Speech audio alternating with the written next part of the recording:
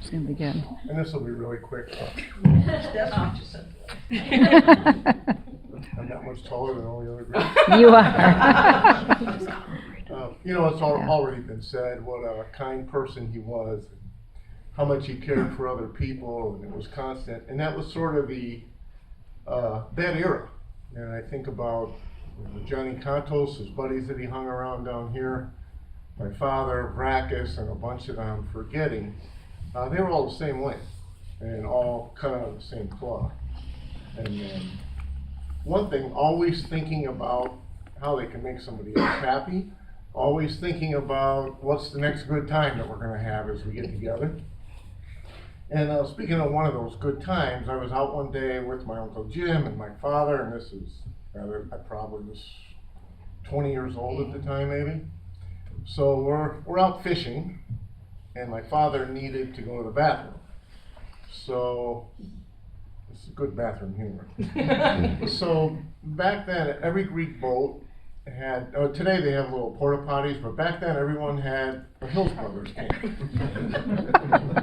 So, and this is really just an example of how different people's thought processes work and how Uncle Jim was always thinking about improving in the system.